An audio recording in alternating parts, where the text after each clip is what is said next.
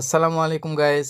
আজকে আমরা যাচ্ছি ঐতিহাসিক সেই ধাপের হাটে। কেন যাচ্ছি, কি করতে যাচ্ছি সবকিছু জানাবো এই ভিডিওতে, তো ভিডিওটি দেখতে থাকুন। আমি একটা ভিডিও দিয়েছিলাম মুরগির ঘর তৈরি করা নিয়ে। মুরগির ঘর তো তৈরি করা শেষ, এখন মুরগির ঘরে রাখার জন্য মুরগির প্রয়োজন। মূলত এই মুরগি কিনতে আমরা ধাপের হাটের দিকে রওনা দিয়েছি। এত বড় একটা হাটে গিয়ে শুধু যে মুরগি কিনবো তা কিন্তু নয়, পাশাপাশি সেতুকেও মুরগি করা হবে, সেই প্ল্যান আমি আর রিয়াদ আগে থেকেই করে রাখছি। তো আমরা চলে আসলাম আমাদের কাঙ্ক্ষিত স্থানে। এসেই প্রথমে গাড়ি গ্যারেজ করলাম, কারণ 20 টাকার জন্য 3.5 লাখ টাকার গাড়ি হারানো যাবে না। Safety first.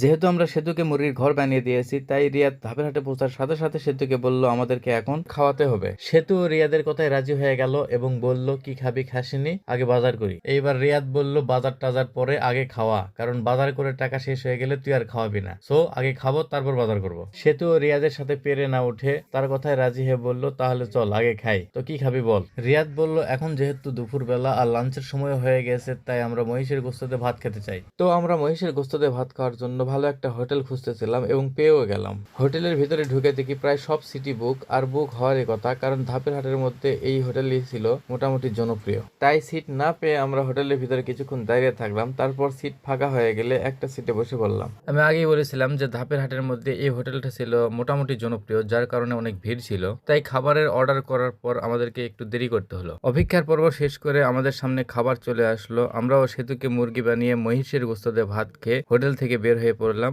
বাজার করার উদ্দেশ্যে। যেহেতু আমরা মুরগি কিনবো, তাই আমরা মুরগির দোকানের দিকে চলে আসলাম। আর আজকে বৃষ্টি হয়, দোকানও অনেক কমে আসছিল, আর আমাকেও বিরক্ত লাগতেছিল অতিরিক্ত কাদার জন্য। তাছাড়া দোকান অনেক কম আসায় মুরগির দামও ছিল বেশি, যার কারণে যতগুলো মুরগি কেনার কথা ছিল ততটুকু না কিনে 5 পিস ফাউমি মুরগি কিনে আমরা বাড়ির উদ্দেশ্যে রওনা দিলাম। আপনারা হয়তো ফাউমি মুরগি চিনবেন না, এটা হচ্ছে মিশরের একটা জাত, যেটা বছরে প্রায় 200 থেকে 260টি ডিম দেয়, আর ডিম দিতে লাগলে টানা 1.5 বছর ডিম দেয়। তাই আপনারাও চাইলে স্বল্প পরিসরে এই ফাউমি মুরগি পালন করে লাভবান হতে পারেন। মুরগি কেনার পাশাপাশি অন্যান্য বাজার শেষ করে আমরা বাড়ির উদ্দেশ্যে রওনা দিলাম। রাস্তার মধ্যে রিয়াদ বলল সবই তো খাওয়া হলো, একটু মিষ্টি খাইলে ভালো হতো। তো আমরা মিষ্টি খাওয়ার জন্য খুনিহারা এসে ব্রেক দিলাম, কারণ আপনারা জানেন খুনিহারার দই মিষ্টি অত্র এলাকার মধ্যে জনপ্রিয়। তাই খুনিহারা থেকে 3 প্রকারের মিষ্টি খেয়ে আমরা বাড়ির উদ্দেশ্যে রওনা দিলাম। তো এই ছিল আজকের ভিডিও, সেই সাথে পরবর্তী ভিডিও দেখার আমন্ত্রণ জানিয়ে আজকের ভিডিও এখানেই শেষ করছি। আসসালামু আলাইকুম। দেখা হবে পরবর্তী আর একটা ভিডিওতে নতুন কোনো গল্প নিয়ে। সে পর্যন্ত ভালো থাকুন, সুস্থ থাকুন।